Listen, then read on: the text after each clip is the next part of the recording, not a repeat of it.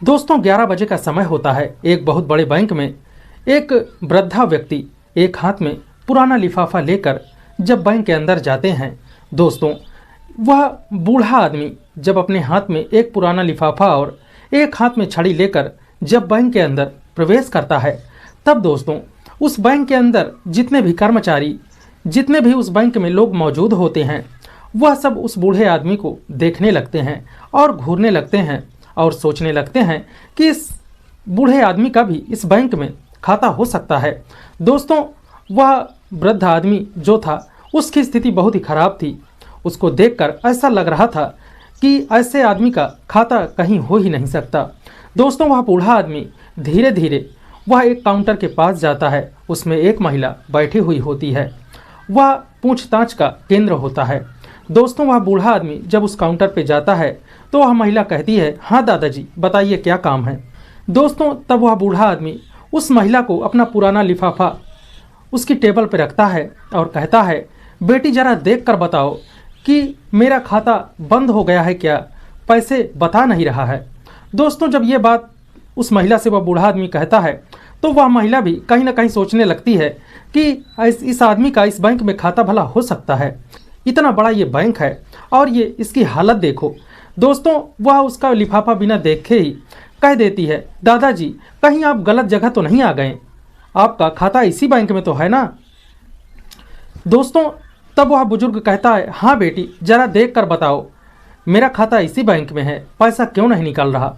दोस्तों जब इतनी बात सुनती है तो वह महिला कुछ देर तक सोचती है और कहती है, ठीक है दादाजी मैं देख रही हूँ, आप थोड़ा खड़े हो जाइए। दोस्तों फिर वह बुजुर्ग वहीं खड़ा हो जाता है। वह महिला दूसरे लोगों का काम करने लगती है। फिर कुछ देर के बाद वह बुजुर्ग फिर उस महिला के पास जाता है और कहता है, बेटी जरा देख लो, मेरे घुटनों में बहुत दर्द हो रहा है, मैं खड़ा नहीं हो पा रहा हूँ। दोस्तों फिर वह बुजुर्ग व्यक्ति उस महिला से कहता है, बेटी जरा अपने मैनेजर से बात करो और कह दो कि मैं उनसे बात करना चाहता हूँ। दोस्तों जब इतनी बात वह सुनती है तो वह करना तो नहीं चाहती थी, लेकिन फिर भी वह उस वृद्ध आदमी के सामने मैनेजर को फ़ोन करती है और मैनेजर से कहती है, सर एक बुजुर्ग व्यक्ति हैं जो आपसे मिलना चाहते हैं और बात करना चाहते हैं। तब दोस्तों वह मैनेजर अपने कैबिन से वहीं से खड़ा होकर जब उस बुजुर्ग आदमी को देखता है, तब वह सोचता है कि इस बुजुर्ग आदमी का भला इस बैंक में खाता हो सकता है क्या। तो वह उस महिला को कहता है, ऐसा करो उसको कह दो ये थोड़ी देर तक इंतज़ार करे, उसके बाद फिर मैं मिल लूँगा। दोस्तों फिर वह महिला कहती है, दादाजी आप जाइए वेटिंग एरिया में, आप थोड़ा सा आराम कर लीजिए, अभी मैनेजर साहब बिजी हैं, जब वो उनको टाइम मिलेगा तब वो आपसे मिल लेंगे। दोस्तों फिर वह बुजुर्ग व्यक्ति वहाँ से अपना लिफाफा लेकर वेटिंग एरिया की तरफ चला जाता है और कम से कम 2 घंटे तक वहाँ बैठा रहता है। वहाँ से बैठने के बाद दोस्तों 2 घंटे बाद वह फिर उस महिला के पास जाता है और अपना लिफाफा देते हुए कहता है, बेटी कम से कम ये लिफाफा एक बार देख तो लो और कि मेरा खाता चालू है या बंद हो गया है, पैसा क्यों नहीं निकल रहे हैं। लेकिन दोस्तों वह महिला उसका लिफाफा खोलती तक नहीं है और कहती है, आप जाकर इंतज़ार करें, अभी मैं बहुत बिजी हूँ, जब समय मिलेगा तो मैं देख लूँगी। दोस्तों फिर वह बुजुर्ग जाकर वहीं बैठकर इंतज़ार करने लगता है। दोस्तों वहीं एक और कर्मचारी जो छोटे पद पर था, उसका नाम पवन था। दोस्तों वह कहीं गया हुआ था। कुछ देर बाद जब वह वहाँ आता है कि देखता है कि एक बुजुर्ग व्यक्ति जिनकी स्थिति बहुत ही खराब है वो वहाँ बैठे हुए हैं और बैंक के जितने भी कर्मचारी और जो कस्टमर वहाँ पैसे निकालने और जमा करने आते थे, वह सब उसी वृद्धा को, उसी बूढ़े आदमी को घूर घूर कर देख रहे हैं और एक मनोरंजन का केंद्र बना के रखे हुए हैं। दोस्तों उसको कहीं ना कहीं बुरा लगता है और वो थोड़ा सा शर्मिंदा होकर उस बूढ़े आदमी के पास जाता है और पूछता है, दादाजी आप यहाँ क्या कर रहे हैं। तब वह बताता है, बेटा कम से कम 2 घंटे हो गए मैं यहाँ आया हूँ और ये मेरे लिफाफे में कुछ कागज़ हैं, मैं इनको दिखा रहा हूँ कि देख लो मेरा खाता बंद है या चालू है, पैसे निकल नहीं रहे हैं, लेकिन बेटा कोई मेरा सुन नहीं रहा। मैं मैनेजर से भी मिलना चाहता हूँ लेकिन अभी वो बिजी हैं। दोस्तों इतना सुनकर वह तुरंत ही मैनेजर के पास जाता है। पवन जब मैनेजर के पास जाता है और उनसे कहता है, सर एक बुजुर्ग हैं जो बहुत देर से बैठे हुए हैं, उनका कहना है कि वो आपसे मिलना चाहते हैं, उनका खाता बंद है। तो मैनेजर कहता है, अरे उस बुजुर्ग की बात कर रहे हो क्या यार, मैं उससे देख चुका हूँ, मिल चुका हूँ, भला तुम बताओ ऐसे आदमी का तुम हुलिया देख कर बताओ, इतने बड़े बैंक में भला इसका खाता यहाँ हो सकता है। जाओ बैठने दो, कुछ देर बैठेगा उसके बाद चला जाएगा, अपना समय मत बर्बाद करो और तुम जाकर दूसरा काम करो। दोस्तों इतना कहने के बाद पवन वहाँ से सुनकर चला आता है और कहता है दादाजी आप कुछ देर तक बैठिए, मैं देखता हूँ। दोस्तों वह बुजुर्ग व्यक्ति थोड़ी देर तक बैठता है, लेकिन पवन कुछ कर नहीं सकता था क्योंकि वह वहाँ छोटे पद पर चपरासी का काम करता था। जो उससे हो सका उतना वो किया। उसके बाद दोस्तों वह बुजुर्ग व्यक्ति अपना लिफाफा उस पवन को देकर वहाँ से चला जाता है। कहता है बेटा मैं तो जा रहा हूँ, थोड़ा इस लिफाफे को देख लेना और कि मेरा खाता सही है या गलत है, उसके बाद मैं कुछ ही देर में यहाँ आता हूँ। दोस्तों पवन उससे लिफाफा लेकर आप अंदर चला जाता है। उसके बाद वह बुजुर्ग व्यक्ति जब जाने लगता है तो मैनेजर की तरफ इशारा करके कहता है मैनेजर साहब आपने बहुत गलत किया है, आप बहुत भेदभाव करते हैं, आपको ऐसा नहीं करना चाहिए। मैं तो जा रहा हूँ, लेकिन आपने जो किया है मेरे साथ इसका हर्जाना आपको बहुत भुगतना पड़ेगा। हो सकता है कि आपकी नौकरी भी जा सकती है, इतना ध्यान रखिए, मैं बहुत जल्द ही आपसे मिलूंगा। दोस्तों इतना कहकर वह बुजुर्ग उस बैंक से बाहर चला जाता है। दोस्तों इधर जब पवन उस लिफाफे को लेकर अंदर जाता है और अंदर से उस लिफाफे को जब उसमें एक रसीद होती है उसको जब खोल कर देखता है और कंप्यूटर से उसको चेक करता है कि बाबा ने ये क्या दिया है, जब उसको देखता है तो वह आश्चर्यचकित हो जाता है, हक्का बक्का रह जाता है और सोचने लगता है कि यह बुजुर्ग व्यक्ति कोई और नहीं इस बैंक के मालिक हैं। दोस्तों जब यह बात पवन को पता चलती है तो वह खुद हैरान हो जाता है कि एक बैंक का मालिक इस स्थिति में, इस होलिये में कोई ऐसे आ सकता है क्या। दोस्तों पवन तुरंत ही उसको चेक करता है, उसके सब डॉक्यूमेंट, तब उसे पता चलता है कि ये बैंक के मालिक हैं और ये 60% बैंक के ओनर हैं, तो ये समझो बैंक के मालिक ही हैं। दोस्तों जब वह पवन उस बैंक से उसकी रिसीविंग निकालता है और निकाल कर तुरंत मैनेजर के कैबिन में जाता है और मैनेजर साहब को दिखाता है कि मैनेजर साहब जिस बूढ़े आदमी को आप डांट कर भगा रहे थे वो कोई और नहीं इस बैंक का मालिक है। दोस्तों जब बैंक मैनेजर उसकी रिसीविंग और उसके सब जो डॉक्यूमेंट्स होते हैं जो पुराने लिफाफे में भरे होते हैं जब उसको देखता है और मैनेजर चेक करता है कि हाँ ये बुजुर्ग कोई और नहीं इस बैंक का 60% का मालिक है। दोस्तों मैनेजर भी हैरान और परेशान हो जाता है कि उसने काफ़ी उसके साथ गलत बिहेवियर किया था, उसको किसी कस्टमर के साथ ऐसा नहीं करना चाहिए था।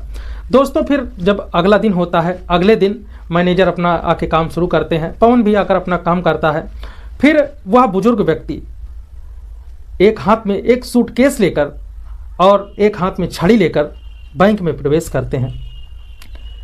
दोस्तों जब बैंक में प्रवेश करते हैं तो जितने भी कर्मचारी और जितने भी कस्टमर बैंक में पैसा निकालने जमा करने आए हुए होते हैं वह सब उस बूढ़े आदमी को देखने लगते हैं, क्योंकि उसको एक मनोरंजन का केंद्र बना लिए थे कि कोई ऐसे होलिये में ऐसा आदमी बैंक आता है क्या।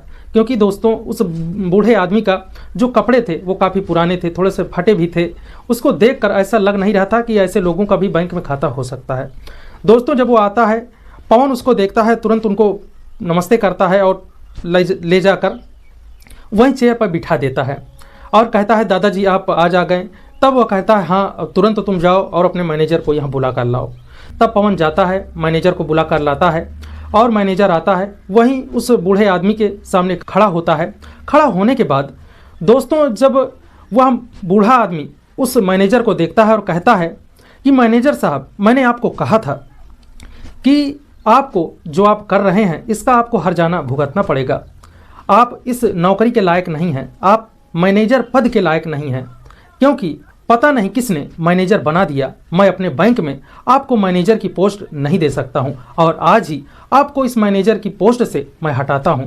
और इस जो पवन है जो एक छोटे पद पर काम कर रहा होता है, चपरासी के पद पर, दोस्तों वह पवन को कहता है बेटा आज से यह तुम्हारे कागज हैं और आज से ही तुम इस बैंक के मैनेजर रहोगे।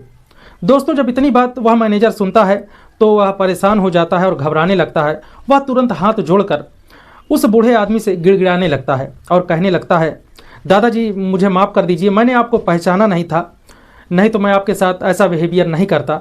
दोस्तों तब वह बूढ़ा आदमी कहता है बेटा मान लो मैं अब तुम्हें पता चला कि मैं इस बैंक का मालिक हूँ, अगर मैं नहीं होता जो तुम्हारे बैंक में कस्टमर आते, अगर कोई आदमी गरीब आदमी तुम्हारे बैंक में आता तो तुम उसकी इज्जत ही नहीं करते, तुम उसको अपने बैंक से भगा देते।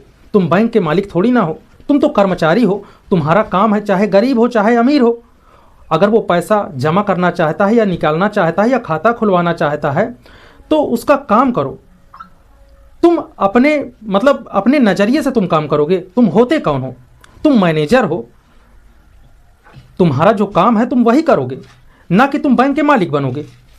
दोस्तों, जब इतनी सारी बातें मैनेजर और उस बुजुर्ग व्यक्ति के बीच में होती है तब वह मैनेजर काफ़ी शर्मिंदा हो जाता है और वह बुजुर्ग व्यक्ति उस पवन को कहते हैं, बेटा आज से तुम यहाँ के मैनेजर हो और तुम इसके योग्य भी हो, क्योंकि तुम्हारा जो नज़रिया है वो सब एक समान है। ना ही तुम किसी को अमीर देखते हो ना ही गरीब देखते हो। तुम्हारे लिए जितने भी कस्टमर हैं सब बराबर हैं, एक लेवल पे हैं, और ऐसे ही व्यक्ति को मैनेजर की पोस्ट पे होना भी चाहिए। दोस्तों, ये सब बातें होने के बाद वह तुरंत ही जो वृद्ध व्यक्ति होता है वह पवन को ले जाता है, मैनेजर की चेंबर में बिठाता है और कहता है, आज से तुम यहाँ के मैनेजर हो, मैं तुम्हें अथॉरिटी देता हूँ, ये तुम्हारा डॉक्यूमेंट है, आज से तुम काम करोगे। दोस्तों, फिर वह जो मैनेजर होता है वह कहता है, सर मुझे माफ़ कर दीजिए, जो हुआ सो हुआ, अब मैं दोबारा ऐसा नहीं करूँगा। दोस्तों, फिर वह वृद्ध आदमी कहता है, बेटा चलो ठीक है, मैं तुम्हें नौकरी से नहीं निकालूंगा, लेकिन तुम दोबारा से ध्यान रखना, ये सब चीज़ मत करना, चाहे जो अमीर हो चाहे गरीब हो, सबके लिए नियम कानून सब बराबर हैं। तुम्हारा जो कर्तव्य है, तुम्हारा जो काम है, ईमानदारी से करो, सबको एक नज़रिए से देखो। दोस्तों, फिर वह बुजुर्ग व्यक्ति उसको कहता है, आज से अगर तुमको काम करना है तो तुम फील्ड ऑफिसर के रूप में जाकर बाहर काम करो। दोस्तों, फिर इतना कहकर वह मैनेजर माफ़ी मांगता है, कहता है ठीक है। दोस्तों, फिर वह बुजुर्ग व्यक्ति उस मैनेजर से कहते हैं, देखो इस बैंक के जितने भी स्टाफ हैं सब लोग मेरी बात अच्छी तरह से सुन लो। दोस्तों, उस बैंक के जितने भी कर्मचारी होते हैं, जितने भी कस्टमर पैसा निकालने जमा करने सब बैंक में आते हैं, वह सब अक्का बक्का हो जाते हैं और उस बूढ़े आदमी जो सतपाल सिंह होते हैं उसकी तरफ सब लोग ध्यान से सुनने लगते हैं और देखने लगते हैं और सब लोग उनकी प्रशंसा करने लगते हैं कि ये बुजुर्ग जो कह रहा है सही कह रहा है। दोस्तों, वह बुजुर्ग उस मैनेजर से कहता है, देखो तुम्हारा ये कर्तव्य है, तुम्हारा ये काम है कि तुम चाहे कोई अमीर हो चाहे गरीब हो, सबको एक नज़रिए से देखो और उसका काम करो। इस बैंक में कोई अमीर गरीब व्यक्ति से कोई ऊंच नीच ये सब नहीं करेगा। सबका धर्म और सबका कर्तव्य यही है कि बैंक में चाहे जो व्यक्ति हो सबको एक समान देखा जाता है।